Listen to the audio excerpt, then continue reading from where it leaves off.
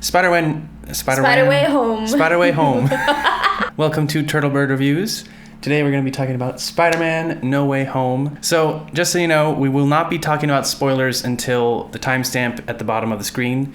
So you're safe until then. So, Spider-Man No Way Home is the latest MCU blockbuster starring Tom Holland as Spider-Man. He wants to undo the fact that Mysterio revealed his identity to the whole world because it's messed up his life. Yeah, and his friend's life. So, yeah, you know. And so in doing that, Doctor Strange unleashes the multiverse upon the MCU and sends a lot of crazy characters from other movies into this movie. So it's a lot of fun. So yeah, we'll be going over our general thoughts on it. So as far as the visuals go, they're really good overall. It's, typical, amazing looking stuff you've seen from the MCU before. Yeah. They've had some missteps in the past with Bruce Banner in the Hulkbuster suit and the end battle of Black Panther, but most of it, what you see here is really good, especially like the fight with one of the villains in the beginning is really, really good.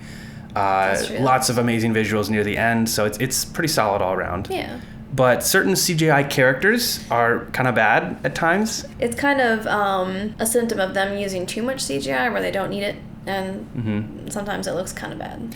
Yeah, and I much prefer for them to use live actors whenever they can. So it's kind of frustrating how in all of these MCU Spider-Man films, they've been doing a lot of wide shots where instead of Tom Holland, it's clearly a CGI Spider-Man. One thing I noticed about the visuals for this film is that the lighting, especially as you go on in the film, is a much darker than other MCU films. It's dealing with some darker themes for Spider-Man. I thought that was a good touch. So the acting was pretty spot on. We got some good performances out of pretty much everyone we saw on screen. Like, I don't think there were any weak performers. Not really. In this film. One of the things is that, without spoiling anything yet, there's some characters that they were not filmed new footage for this movie. Yeah. They take some old footage from previous movies and reuse it here. So it's not that great. But it's pretty brief. So all the actors that are supposed to be front and center do a pretty good job, I'd say. And there's a couple of performances we can't mention in this part of the video because of spoilers, but we'll go over that it are later. Especially brilliant. Yes. So as far as the plot goes, it's kind of a mess, especially at the beginning and the end. Basically, the intro of the film is that Peter Parker wants to reverse the effects of Mysterio's revealing his identity, and so he goes to Doctor Strange to fix it. He says, "Isn't there a spell you could cast or something?" And Doctor Strange just starts casting a really, really, really powerful spell to fix his problem. Well, the thing is, but it's the way they set that up, he's like, oh yeah, there is a spell. And Wong, as he's leaving, says, don't do it. Yeah. So, like, obviously... But he doesn't stop Doctor Strange. You'd think he'd at least stop him from continuing. The fact that the spell exists at all is ridiculous. It's way too powerful. That's the problem with these wizard-type people, is their magic doesn't have any constraints. That's the thing, is that, like... In Doctor Strange, he couldn't do stuff this powerful. But now he's like God. I can alter reality, just change everything and just fix it. Reality can be whatever I want. Yeah, exactly. To put it briefly, Doctor Strange is too overpowered, and he's very out of character in being so careless. And he blames Peter Parker later in the film for his own actions. Those specific parts of the plot are the weakest part of the whole film. It's still very enjoyable as far as, the plot goes, but those are two things that are a little silly. Another thing with Doctor Strange is that Peter Parker is able to defeat him easily in the mirror dimension, where Doctor Strange takes him purposefully so that he'll be able to win.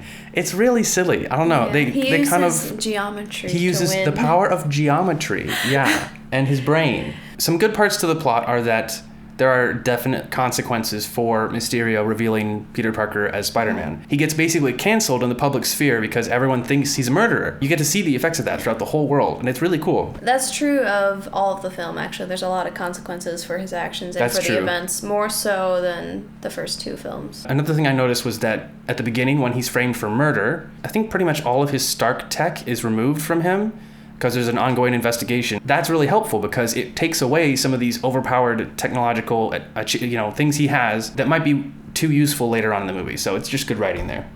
The whole second act works pretty well as far as the plot goes. It has to do a lot more with characters, but we'll get to that in a second. So for the most part, this film does dialogue a little better than a lot of the other MCU films. Most of their humor tends to rely on like little witty one-liners and like, oh, that was supposed to be funny, laugh here, ha ha ha. Yeah. This film takes on like a little bit more of a mature, darker tone. The dialogue also kind of reflects that. There's a lot less like little cheesy one-liners. There's still some of that. There's for sure. a little bit. They couldn't stop themselves from doing it completely. There's a lot of really natural, well-written parts and some like genuinely funny moments that are not just overdone or overwritten. They're quite good. There are also a lot of like really emotional exchanges in the film that were done really well. Yeah, and sometimes you kind of miss that in some of these movies. As far as characters go, Tom Holland as Peter Parker and Spider-Man is probably the highlight. He gets tons of development here, and it really does tie into some of the themes that come from his earlier movies as well. Like he's phenomenal here. He has to go through so much, and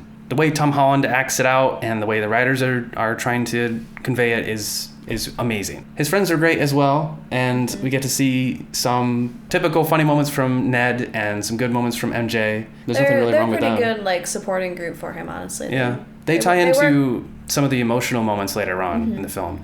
So they provide a good core to the film that way. Yeah, the trio kind of works. We saw that earlier with the meme where it's the main character, the wise girl, and the funny dude. Yeah. It's the trio. Yeah. So, as far as Doctor Strange goes, considering the other films that he's, like, the other stories that he's been in, the way his character's progressed, I mean, we just got done with, Endgame, and that's the last thing that, we saw Doctor Strange doing. Yep. And now he's going to be like, oh, I'm just going to go cast this spell and go mess with the fabric of reality, blah, blah, blah, blah, blah. He's a bit of an antagonist for Peter in this film. Which, the reason they do that is to get him out of the picture. Right when he's needed, he comes back. Yeah, that's true. And he's able to fix things at the very end. So, now's the time. We're going to get into spoilers. So, click away if you have not seen the movie yet.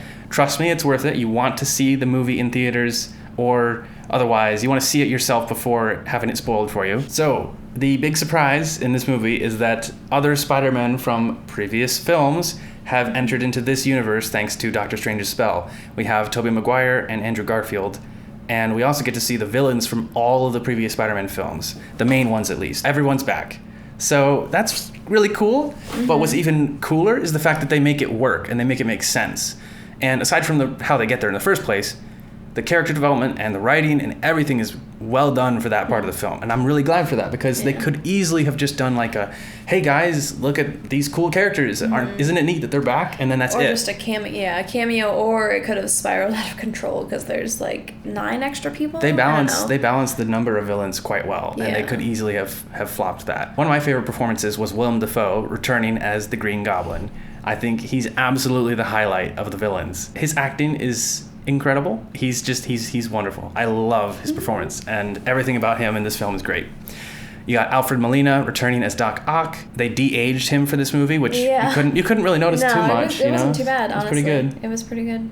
But I enjoyed his performance as well. Like, he was good. But then we have the original Spider-Mans come in, and they have some really great scenes with Tom Holland. They've each so far had to deal with being Spider-Man alone, and now they get to talk about all the Spider-Man things, like where your webs come from. Yeah, it was a good line.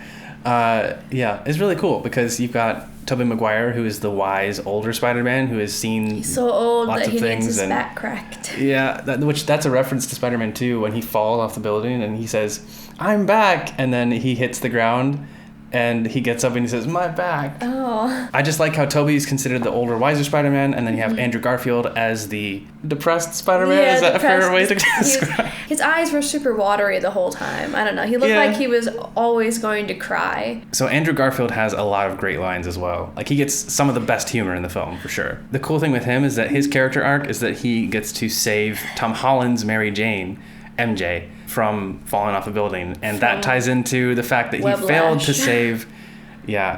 to save his girlfriend from his universe in The Amazing Spider-Man 2. And he even tells Tom Holland's character early in the movie, he resents himself for becoming so jaded and frustrated over the years after not being able to save her. So yeah, it's cool. It's pretty fantastic, honestly. That was a good use of like Ned's new powers. Because remember, he's looking for Peter Parker. Oh, and he opens the portals. And that's how they discover different Peter Parkers come different Peter through. Parkers. And that was a good scene. Yeah, I like that. Some nice details as well about the returning Spider-Man is that all the sound effects are from the original movies. And the costume designs are from the original movies as well. They really put a lot of respect into portraying them in the special effects department and all that. The film focuses a lot on redemption and like Tom Holland, him developing as a person to take responsibility and kind of take these consequences on himself, and then he wants to, do the right thing by redeeming all these villains instead of just destroying them like Doctor Strange wants. Yeah, it's really good how they do that. So one spoiler we haven't mentioned yet is that Aunt May does die by the hand of Green Goblin. She becomes his Uncle Ben, basically. Yeah, she does the whole with great power comes great responsibility line. Yeah. And it's at a really important moment for Tom because he is realizing, first of all, that these villains are really evil and awful, and they're not that easily redeemed. But also that he needs to redeem them because Aunt May is telling him that's the right thing to do. You know it's the right thing to do. It's worth it. Yeah. So he's going through a lot right there in that moment. And Aunt May really pushes Tom Holland's character development a ton. And it's really good. It was a good moment for her to die because, like, with the other Spider-Man films, at least with the Tobey Maguire ones, Uncle Ben dies in, early on in the very first film. And that's a catalyst for him, but it makes it so much more effective when she's been around for a while and you've seen her in her his as life. a character. Yeah. It's more impactful when she dies. For sure. So it was actually a really good point for him to have his Uncle Ben moment, I guess. And it makes it really impactful to the film and to his growth as a character and the choices, pushing him, I guess, to make the choices that he does make. Yeah, it's the right time for that moment in his trilogy. I feel like he's definitely earned it, In conclusion, it's a really fun film to watch, and it has some very impactful moments. And the plot's a little messy or just too contrived or convenient sometimes, but overall, we really liked it. And if you can get past the Doctor Strange stuff, the rest of it's pretty amazing. Go watch it. We give it a B. Probably, right? A solid B. Solid B. That's about it from us. Thanks for watching. Comment with what you think of the movie down below, and subscribe if you want to see more from us. Give it a little thumbs up. Yeah. And if you give it a thumbs down, no one will know because they remove the ability to see the dislikes. So hey, there's that. Adios.